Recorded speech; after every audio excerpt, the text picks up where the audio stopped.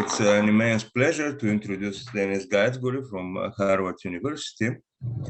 And let me just say that Dennis is one of the most instrumental researchers who made geometric Langlands program one of the most successful fields in modern mathematics.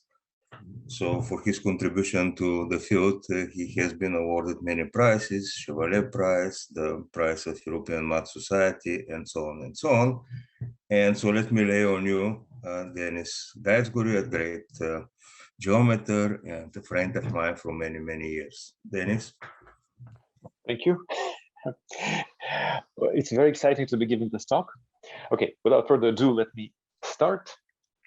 Okay, so we'll start with the geometric perspective. So X will be a smooth projective curve.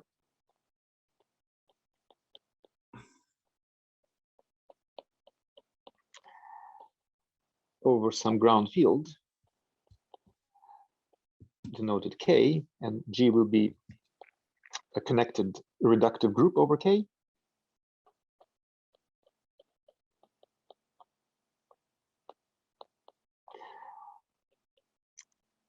Over K. And so the object of study of geometric Langlands and of the classical Langlands over function fields is the following geometric object obtained by kind of coupling these two geometric pieces of data. So it's the moduli space of principal G bundles on the curve X. And it's denoted bund G. Well, I should write of X, but I'll omit because X is fixed. So it's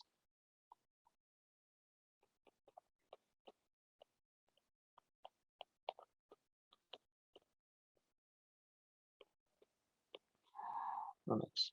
So what kind of object is it? So it solves a modular problem. So I should specify what its points are. So its K points are just G bundles on the curve X. But so to specify a geometric object, as Groth and Dick taught us, we have to specify S points where S is an arbitrary, let's say, affine scheme. So let me say what that is. So home from S is a test scheme to bund G, it's the groupoid. So it's not the set of isomorphism classes. We really think of it as a category. So objects have automorphisms.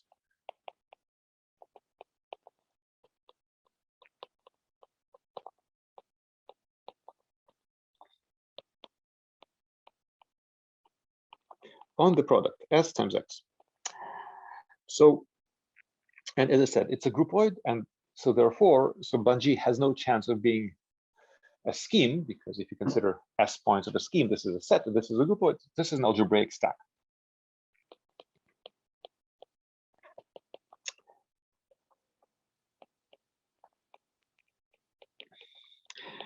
And so our goal, so in the geometric program, would be to study sheaves on this stack. So when I say sheaves, so there are two very different kinds of sheaves. There are quasi-coherent sheaves, and there are, well, kind of topological sheaves. And so we'll be studying the latter. So let me just say it right away. We'll be studying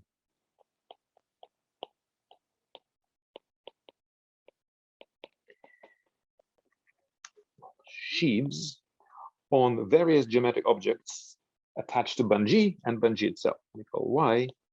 Y is algebraic steps. And so instead of axiomatizing what I mean by sheaves, I'll give 3 examples. And these are the 3 examples that I'll consider. So there will be sheaves Betti. And that's defined as follows. So it's defined when our ground field is K, our ground field K is complex numbers, and we consider sheaves in the classical topology. Just all sheaves. Just turn your algebraic stack into, well, you have to be slightly careful. If it's algebraic variety, you really turn it into topological space. And otherwise, so you have to account for stackiness. So another example will be sheaves, what we call theorem.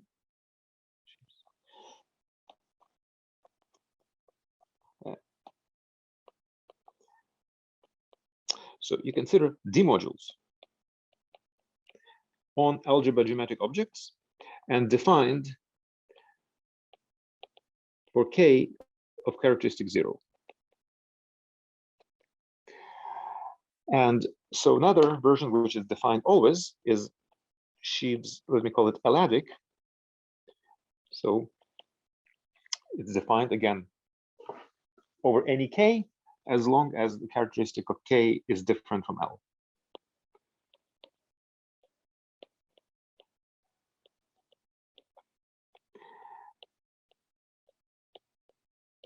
And so these sheaf theories, they exhibit similar behaviors, but they're also different.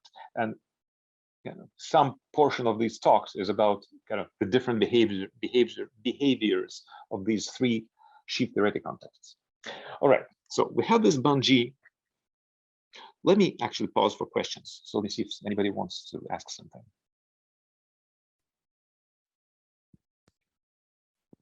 So in general, I really welcome interruptions. So please feel free to ask questions whenever you want.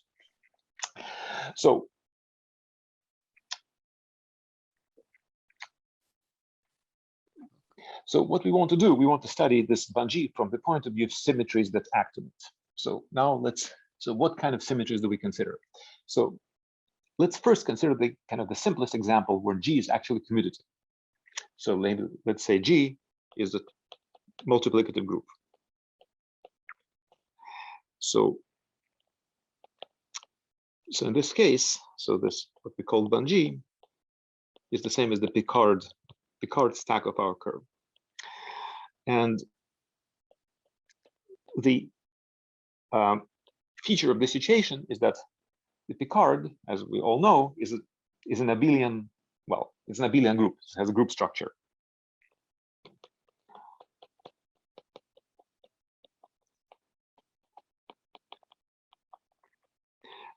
And therefore, it acts on itself by left translations.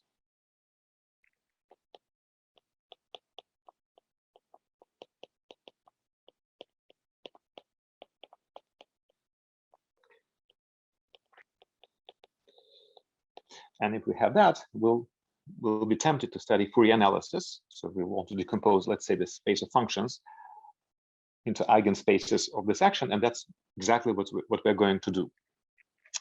But so now let me just massage this action slightly differently. So what we know is that, so there is also the following fundamental piece of structure, is what's called the Abel-Jacobi map. So you can consider the space of divisors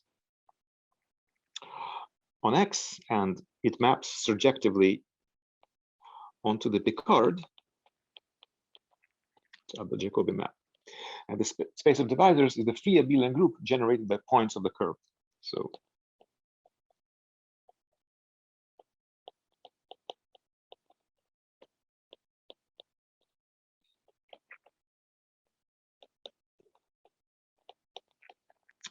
So therefore, if you want to consider the action of the Picard on something, it's enough for you to consider the action of just individual points, making sure that they commute with each other. And this is the following action. If you have a point on the curve, you can define a shift operator on the Picard that sends a line bundle to the line bundle shifted by this point viewed as a divisor. So it's this point of view on the action of the Picard itself that will generalize in the non-commutative case. So again, just let me emphasize that the point here is that every point of the curve defines an action on the Picard. Again, let me pause and let me ask that somebody asks a question, no matter how naive. I'm sorry, could I ask a question? Of course. Do we suppose initially that X is smooth? Yes, I'm sorry, I should have said yes, X is smooth. Okay, thank you very much. Oh, thank you very much for the question. All right, so now let's do the non-commutative case, but in the non-commutative case, let's do the simplest example. It's the reductive group that we understand the best, namely it's the general linear group.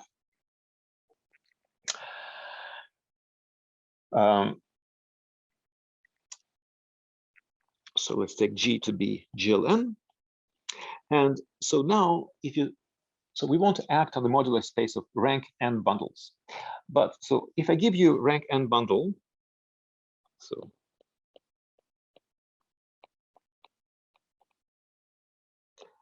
and the point, there is no distinguished way to modify the rank n bundle minimally at this point, unlike the line bundle where you just added the divisor. But instead, what you have the whole projective space of dimension n-1 worth such modifications.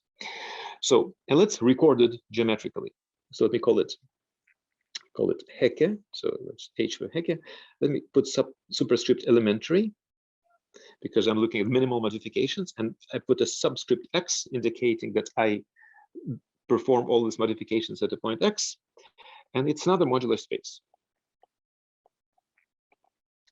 Yeah, so when it's GLN, instead of writing bun G, I'll write bun M. So because it's really rank n vector bundles. And so let me say what H classifies. So classifies triples,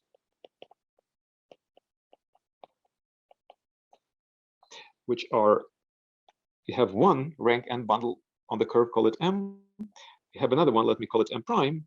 And the third datum will be alpha, which is an embedding of M into M prime as a quasi-coherent sheaf, but with a condition that if I take the quotient,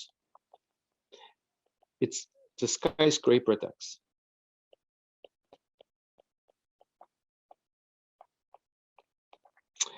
And so it's easy to see that if you fix M, there will be exactly projective space worth of this M primes, namely, these are all the lines in the fiber of M at X, and vice versa. If you have M prime, there's the dual projective space worth of M's.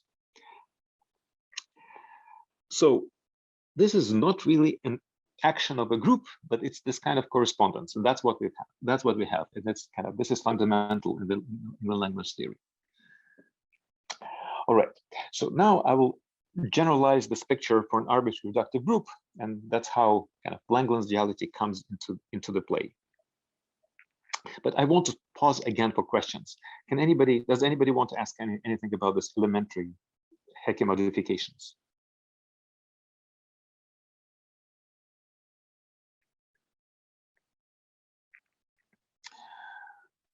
All right, so what do we do in general?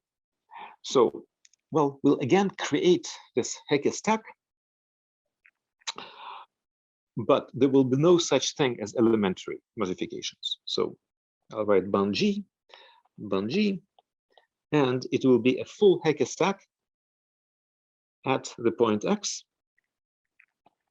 And it's the following thing. It's again, it has two projections. And so write it slightly underneath. So it classifies triples. So instead of M, I'll write P, it's for principal G bundle. So I have PG, it's one principal G bundle, another one. And alpha will be an identification between those two on the punctured curve. So identify these two bundles away from the puncture. Well, you can ask, given a PG, how many P primes are there, and vice versa, and you will see in a moment that the worth of those is exactly what we call the affine Grassmannian. So basically, so the idea is that the fibers of these maps, H left and H right, are local. So they only see the formal neighborhood of your curve. All right. Okay, so let me explain that. So let me denote by OX completed local ring at the point X. So it's the ring of Taylor series if you fix the coordinate, and KX local field. So it's a field of Laurent series.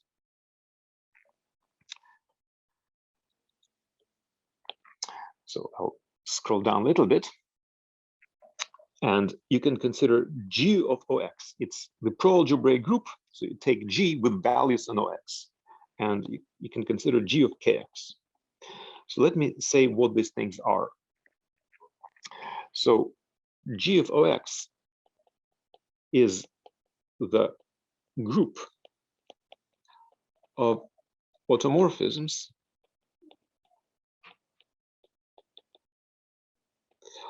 of the trivial G bundle on the formal disk.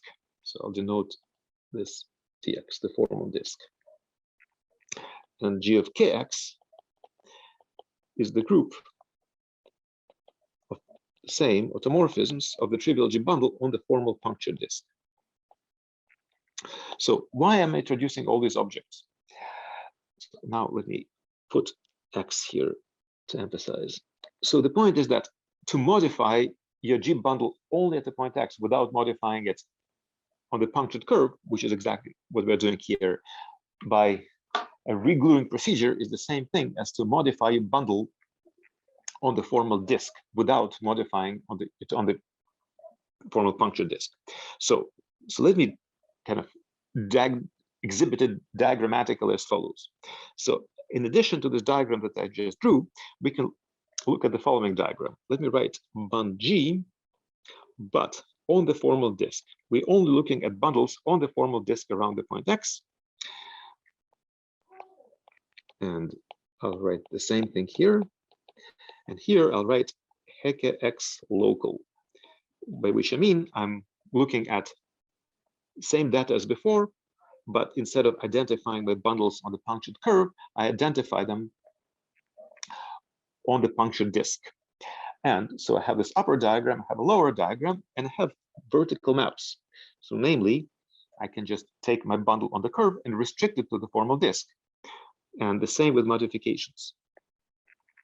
And what I said earlier, then to modify your bundle on the curve without modifying the punctured curve is the same as to modify its restriction on the disk. This is expressed by saying that in this diagram, both squares are Cartesian.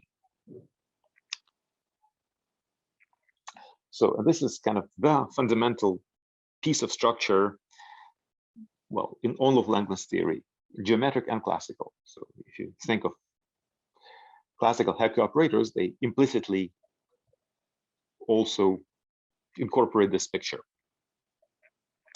So this may have sounded a little abstract. So let me again pause for questions.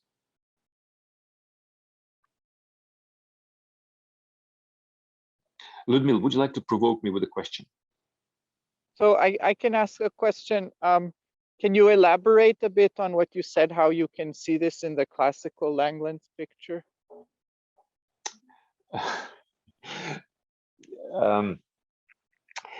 You don't have to answer. Yeah, you will see it in a moment. As soon as you'll see the loop groups appear, you'll see it. Okay, thank you. Can you take a group which is not reductive? So a very naive question. Absolutely. So here it doesn't matter if it's reductive or not. Okay, thanks. Yeah. So this is completely general. So the reductiveness, I'll comment in a second where it appears. May I ask a potentially naive or stupid question? Please. Can you restrict this picture to only semi-stable G bundles? It's a very good question. So the answer is no. So basically, when you apply this Hecke modification, if on the left-hand side you started with something semi-stable, on the right-hand side you'll necessarily end up, if Hecke modification is large enough, with something non-semi-stable. So this picture is inherently stack theoretic, and okay. So for that reason, the geometric Langlands theory really deals with a stack of G bundles and not with the kind of coarse moduli space. But so there are interest interactions because the coarse moduli space has a huge advantage in being an actual algebraic variety. Hmm. But the initial feed is the stack. So thank you very much for your question. Yeah, thanks for answering. So there is a question in the chat. Let me see. Oh, it's another great question. So where are we using the fact that X is a curve? So the thing is that, so suppose you're on a surface, then I claim, it's a very general claim in algebraic geometry, if you have, let's say, a vector bundle on the surface, two vector bundles on the surface, if they differ away from codimension 2, so if they coincide away from codimension 2, then they coincide. So on the surface, if you want to modify your bundle, you have to modify it along a divisor, along a curve. And similarly for higher dimension, you have to modify your bundles along hypersurfaces. And it's specifically for curves that hypersurfaces are points. And so, of course, you can try to start developing geometric Langlands theory for higher surfaces, but it becomes vastly more complicated. So here we're just doing modifications at points. So does it answer a question?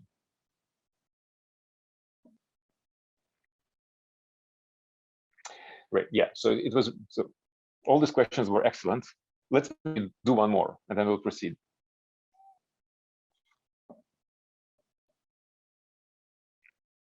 All right. So now I screwed up a little bit with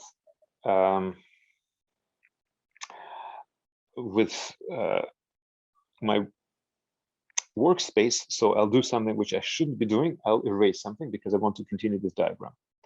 So I just slightly miscalculated. Okay, sorry guys. So this will go because I want to write something important underneath. So using the interpretation of this blue groups. So what I want to say is that, so on the disk, every bundle is trivial. So this modular space of bundles is basically taking the trivial bundle and you're modding it out by its automorphisms. So I can rewrite this as point modulo what I denote to G of OX. So G of X, the definition is given here. And this is point modulo G of OX. And so it's an easy exercise, basically just pure abstract group theory that says that this stack of local Hecke stack is really the double quotient. It's G of KX modulo G of OX modulo G of OX. So that's where this double quotient appears. So this is a point of view that will be important for us. So that you should, and so this double quotient, if you take any group and any subgroup, the double quotient has a natural structure of groupoid. So, and you should think of it as this groupoid downstairs acting on Bun-G. So that's what this doubly Cartesian diagram, that's what it encodes. So let me go back to the question of reductiveness. So the reductiveness of the group expresses itself in the fact that these slanted arrows are proper. Well, int proper. So the fibers are unions of proper varieties. And this is what is different when the group is not reductive. All right. Okay, so I've set up the geometry. Now let's study Fourier analysis. So, and first we'll do the classical Fourier analysis. We'll do the classical Langlands theory. And to do that, we'll assume that the ground field is FQ. And in this case, so if you have an algebraic variety or stack over FQ, you can look at Y of FQ. It's just, well, let me say it carefully. Well, it's groupoid of FQ points. And if you have an algebraic variety, this is really a finite set. And if you have an algebraic stack such as Bun-G, it's a union of finite sets. It's because the Bun-G is not quasi-compact. It's our usual phenomenon, the upper half plane divided by SL2Z, the fundamental domain is not compact. So there's this infinity, which is kind of the source of analytical difficulties and also a lot of kind of geometric interest. So that is to say that if we take our diagram, we can take FQ points of everything, and let's see what we get. So let's see what this action of the groupoid buys for us. And what it does, it buys the following thing. So you can consider this double quotient, and you can consider functions on it with compact support. So this double quotient is a discrete set, and it has a structure of algebra with respect to convolution. Again, that happens every time you have a group and a subgroup. And this diagram that I wrote before says that this algebra with respect to convolution acts on the space of functions with compact supports on bun G, so FQ points of bun G. So by the way, so in the function theory, so this is what's called the space of automorphic functions.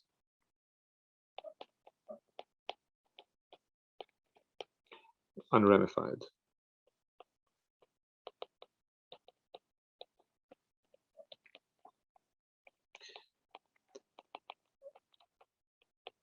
So in Langlands over function fields, this is the object of study. This is the analog of the space of modular functions if your global field is Q. So kind of that's the object of interest. And what we've got this algebras for each point of the curve that act on the space of automorphic functions. So and it's easy to see. So lemma that so each such algebra, and it's called the classical Hecker algebra. So as defined, it's actually associative if you have just a group and a subgroup. But in this particular case, it's actually commutative.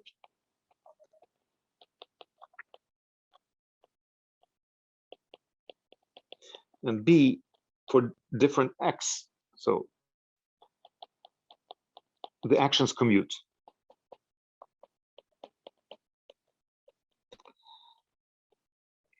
So we have a huge supply of pairwise commuting operators, and therefore we can ask for, well, the eigen problem. We try to decompose the space into eigenspaces. And this is what the Langlands program is about. It's about this decomposition. So and now in a few minutes, I'll introduce how Langlands duality comes into the picture in the classical setting. So in the classical setting, it comes through the following theorem, which is called the Satake isomorphism. So it says what these algebras look like. So here's what it says. So it says that this Hecker algebra, this convolution algebra,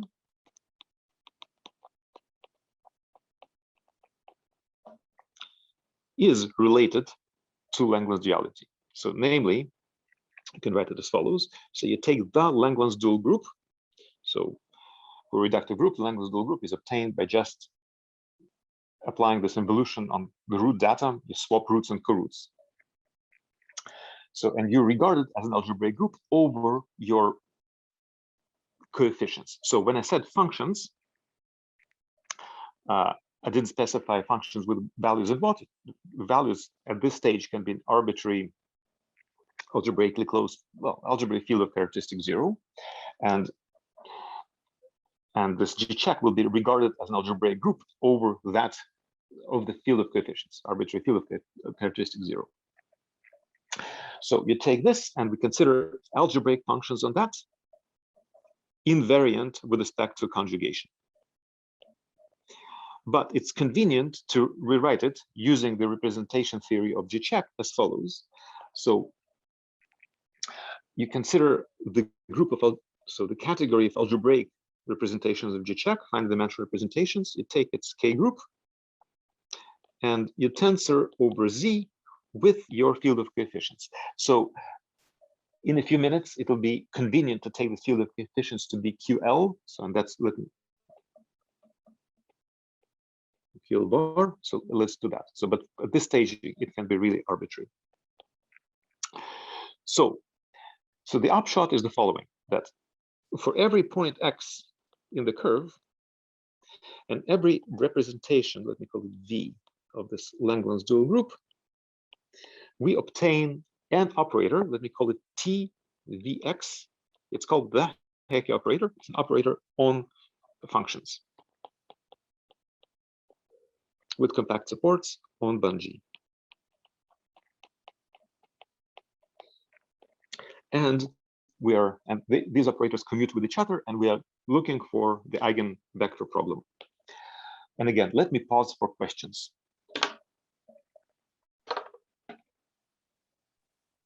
So here you're assuming that G is split. I did for simplicity. I don't have to.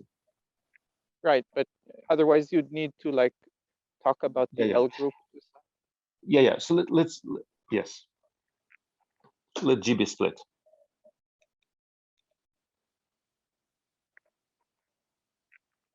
Okay, thank you. Yeah. So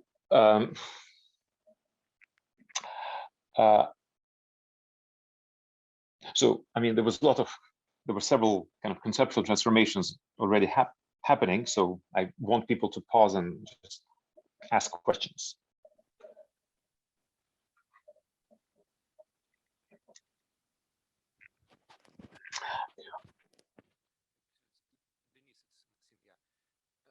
It's not a question. Oh, I cannot hear. Oh, can you hear me? Yes. Okay, yeah, it's Maxim actually. Yes. Yeah. Actually, it's not a question, but just the comment for people not to get lost. X mean points not of FQ, but over any finite extension of FQ. Yes, I was sweeping it under the carpet. So here, this little X is really the closed, theoretic point of the curve. Yeah. Yes. So I didn't want to overemphasize this point because we'll soon go to algebraic closure. But yes, thank you. All right. So as I said, we want to study the eigenvalue problem, but we may not want to do it very naively. Let's not just be overfixated on really finding eigenvectors. So let's try to conceptualize it slightly differently. Suppose you have a vector space, call it W or something. W good. A. No, A is not good. W. And suppose you have a bunch of operators. So this TIs. Pairwise commuting, and I runs over some set. So the pairwise commute, and let's try to conceptualize what would be kind of a conceptual way of saying that we are looking for kind of eigenvectors. So here is the proposed point of view. Suppose you found a commutative algebra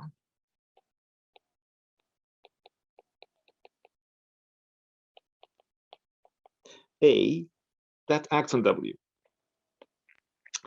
such that, so for every I, there exists an element AI in A, such that TI acts as multiplication by this AI.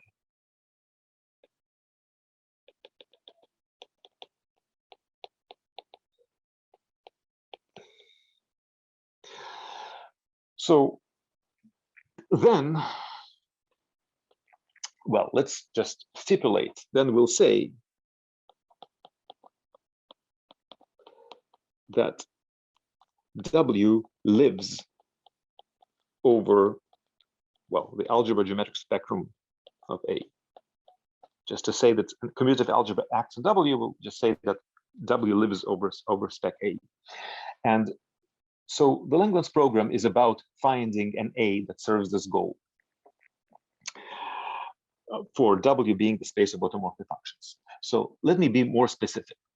So, but on general grounds, so if for every TI there exists an AI, so it already indicates some relationship between these operators and A. And so that's what I want to emphasize. So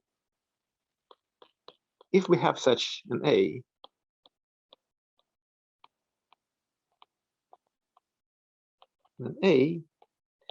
every point, let me call it S. Every point S in spec A defines a system of common eigenvalues.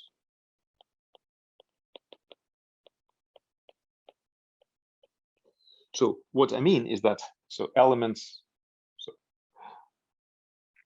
of the algebra can be evaluated on points on the spectrum to obtain scalars. So in other words, in this case, so for every I, we should be able to say what Ti of S is, if you wish. It's the same as AI of S, and that's a scalar, kilo bar. So that's to say that, so points of the spectrum will assign to each of our operators a scalar. And so therefore, if they're looking for an A that acts on the space of automorphic functions, so this A should have this property. So points of the spectrum should assign to each of these Hecke operators a scalar. And so, and Langlands has guessed what this A could possibly be. So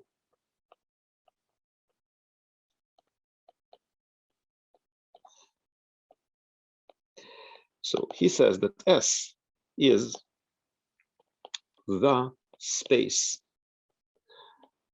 of Galois representation. So let me say what I mean by this.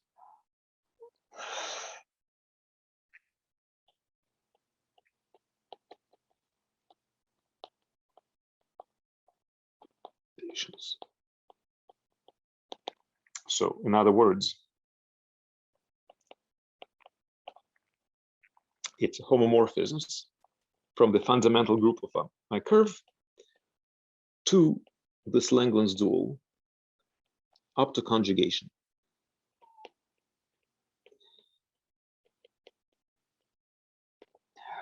So I'm saying this at the set theoretic level. I'm saying that, so the space of such homomorphisms will indeed provide scalars for each Hecke operator as follows. So let me call this homomorphism sigma. So let me explain that. So sigma will indeed assign to every V, the representation of the Langlands dual group, and the point a scalar. And that scalar is obtained as follows. So if you take this point X, you can create a conjugacy class called the Frobenius. So it's an element in the fundamental group defined up to conjugacy. But if you have the sigma, you can take its image and it will be again an element in the Langlands dual group defined up to conjugacy. And then you will be able to take its trace on this chosen representation B. So that's your element of QL bar. And so traces are defined on elements up to conjugacy, so this is well defined. So therefore, Langlands' guess was, so take S to be, well, as I said, so let me say homomorphisms from pi1 to the Langlands dual group up to conjugacy. And so let A be the algebra of algebraic functions on this thing. And let's try to make A act on the space of automorphic functions. Excuse me. Yes, I will. Denis, what is algebraic function on S? First Exactly. of all, the homomorphism and also was homomorphism to group of points, not to just algebraic group of points over QL bar. Yeah, it was... Exactly. So, but all this is a euphemism. So that's exactly the point. So I defined S as a set. And I was very sloppy here when I said after conjugation. I didn't specify if I meant stack or if I meant coarse modular space. So the point is that it's not at all obvious how to define. So we want S to be an algebra geometric object over QL bar. And it's a priori not at all obvious how to do so. So at the end of my second talk, we'll actually make sense of it. So what happens is that in this particular situation, and it's very important that we are working over FQ and not FQ bar, so we will be able to define an algebra geometric object called the stack of local systems, G-check local systems on the curve. So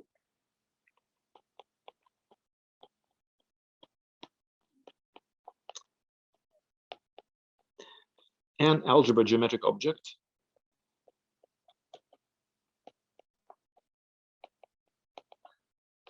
so which is actually an algebraic step.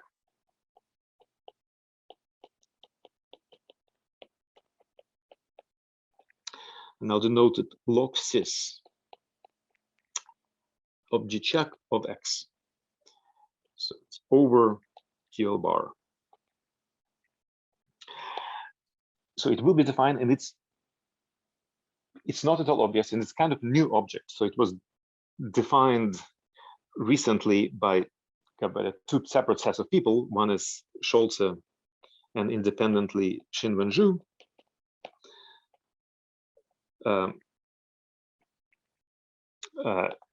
Basically using condensed math methods.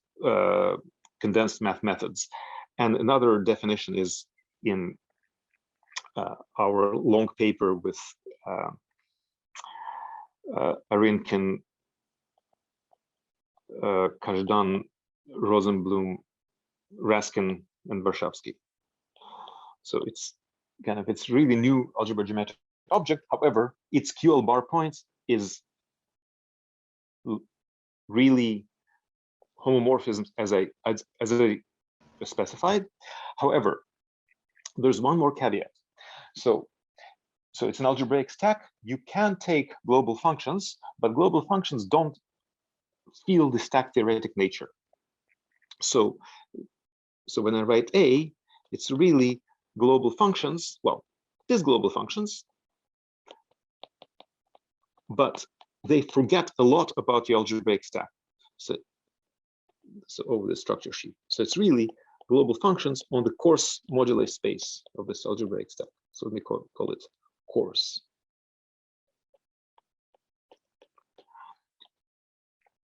So in other words, when you remember only global functions, your local systems matter only up to semi-simplification. But with this said, you can ask the question. So now, if you believe the existence of the stack of local systems, you have this well-defined A, and you can ask, so question, does this A act on the space of automorphic functions?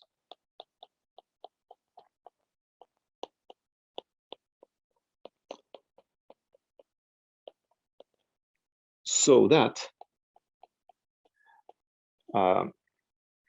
so this elements, let me call them A, Vx that I introduced here. So these are, it's this construction. So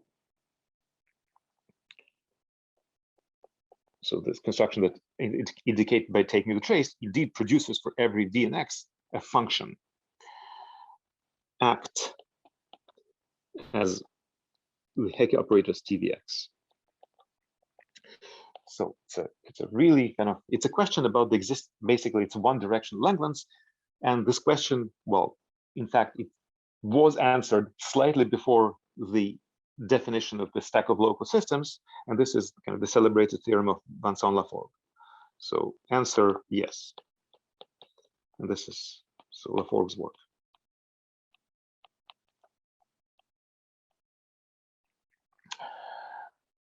Plus some addition from this paper of ours, where the stack of local systems is defined. So so this is kind of, well, this is the description of the classical theory.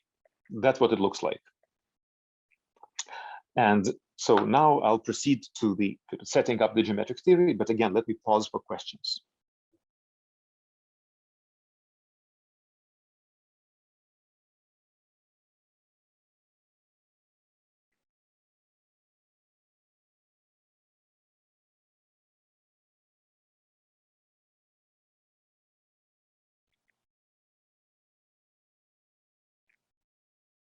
Anybody, questions? Yeah, can I ask a question? So Of course. this would be like a character variety, or like It is. a the Rham moduli space, which mixes the curve in characteristic P with the characteristic zero coefficients QL bar. Is there like a Higgs bundle version of this mixing? Okay, can you say it one more time? So again, so this log-cis is, so the coarse moduli space, what I denote log-cis coarse, is the character variety. That's exactly right. But can you repeat the question, please? So I was under the impression that this was mixing the curve in characteristic P with the characteristic zero coefficients of QL bar. Exactly. So is there an Higgs picture that also has this kind of mixing? Very good question. I don't have a ready answer. So if you want, we can linger a little bit after the talk, and I'll kind of switch my brain into this kind of mode, and we can discuss. Sure, thank you. Yeah, but I don't have it at the top of my head. But indeed, you pointed out a very important issue here. So the whole difficulty in creating log-cis is that our geometry starts, well, is over FQ, and the coefficients are QL bar. So it's really kind of non-trivial to cook up an algebra geometric object over QL bar when your input is geometry over FQ. And that's exactly the difficulty here.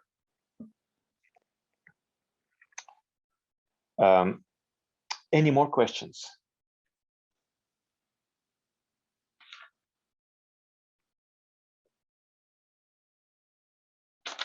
Or maybe a question, yeah. At the end of the day, eigenvalues of Hecke operators are algebraic numbers, yeah, infinite extension of Q. Can one do something independent on choice of L co-prime too?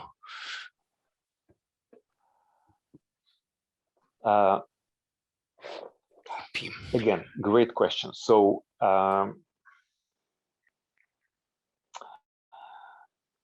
Maxime, if you don't mind, let's also linger after the talk and discuss. So in the existing approaches, both Lafforgue and whatever, I mean, it's kind of, well, we first choose an L, but it's obviously a great question.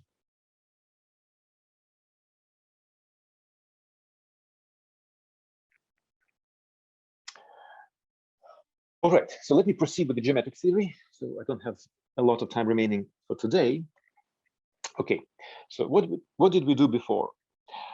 So we had our algebra geometric object Bung. So let me just scroll back. And we took its FQ points. It was a set, well, groupoid, and we took functions on it. And the function is a vector space, and this vector space was equipped with an action of a commuting family of operators, and we asked for the spectral decomposition. So geometric theory deals with all of this, but one categorical level higher. So what we do, we consider the category sheaves on Bung. And it's not a vector space, it's a category. And so in the function theory, we had algebras acting on it. Here we have monoidal categories acting on it. So now we'll look at sheaves. And again, when I write sheaves, it can be one of the three theories that I indicated at the beginning. So the same convolution operation makes sheaves on this double quotient into a monoidal category. And in fact, it's not just a monoidal category, it's a symmetric monoidal category. And so it's a kind of analogous to the fact that the algebra function was commutative. So it's let me just say monoidal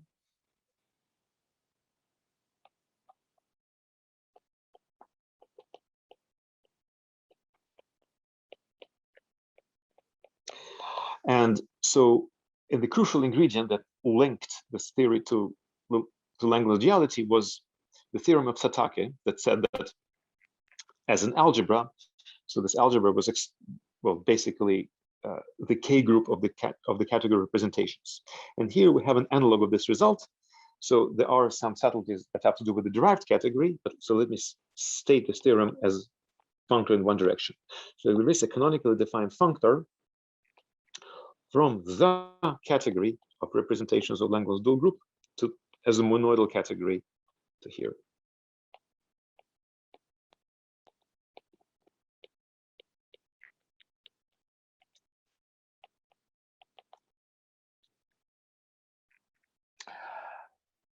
So therefore, we have an analog of what the previous situation, but now we don't have Hecke operators, we have Hecke functors. So in particular, for every x point on the curve and every representation, so our tvx is a self-functor on the category of sheaves on Bungee, again, in any of the sheaf theories that we considered. All right, so, and when we dealt with, and you can also show that these, for different x's, these functors commute with each other. So when we dealt with a bunch of pairwise commuting operators in the vector space, I gave a framework of what we could possibly mean by spectral decomposition. So now let me suggest a similar framework in the geometric context. Again, the difference is that we are one categorical level higher. So before, we wanted an algebra A act on W, and we said that S is spec A, and that we said that in this case, we say that W spectrally decomposes over S. So now what we want to do is this. So we'll start with S as a primary object. And what we'll want the category of quasi-coherent sheaves on this S viewed as a monoidal category act on our, let me call it script W. So W is the category in question. Such that, so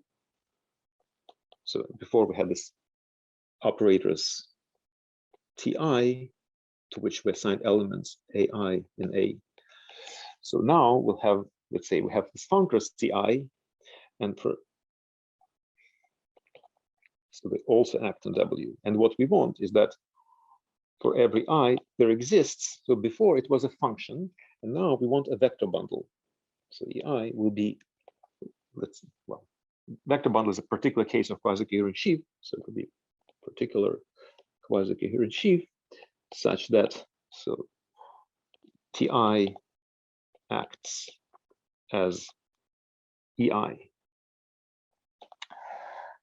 So we've upgraded everything. And so kind of the important thing is that instead of the action of the algebra functions, we want the action of the category of quasi-coherent sheaves. And again, as before, so our W is sheaves on Bungee.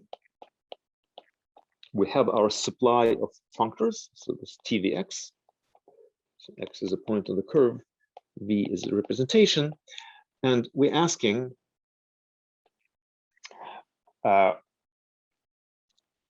what could this S possibly be? With the understanding that so each x and v are supposed to in some way produce a vector bundle on this S.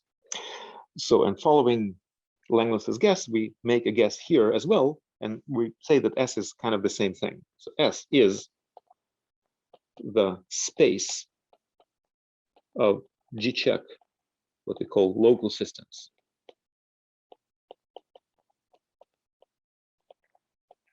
On X. In other words,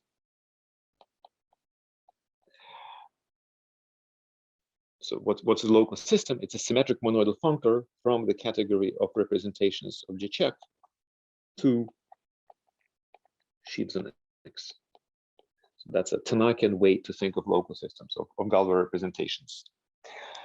And indeed, so every time you have X and V, you can evaluate. So for every x and v, we can evaluate sigma on v and take its fiber at x and obtain the vector space. So this is supposed to be the fiber of the vector bundle that's supposed to be attached to x and v at the point sigma of the space of local systems. So therefore, we can repeat the kind of the spectral decomposition question from before.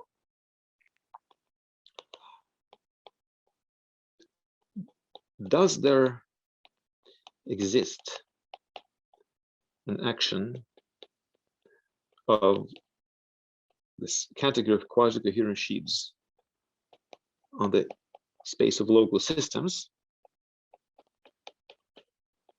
on the category of sheaves on Bun-G such that, so this Hecke functors TV act as these vector bundles that I just denoted, E, Vx. So these vector bundles, I specified what their fibers are at each sigma. And so it's a categorical analog of the question that I asked before. And so we'll see that answer is not as straightforward. The answer really depends on which sheet theory you're working with. And specifically in the elatic sheaves, these two answers will be interconnected, and it will let us draw conclusions about the function theory from kind of the categorical theory. So I guess that should be end.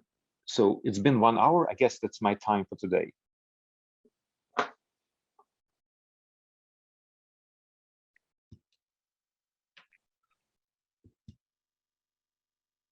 Any more questions?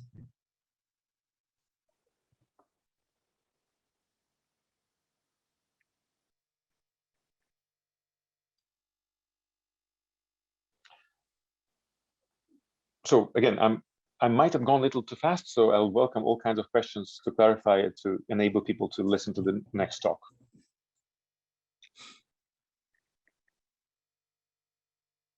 All right, thank you, Denis. We'll proceed. Yeah. Are there any questions? We'll proceed on Wednesday at the same time. See you on so there December. were Sorry, two on questions, November. one about Higgs and the other Maxim's question about independence of L. So I can try to address those. So let me think. But okay, we can declare it officially over, and so those who want to stay for the discussion can stay.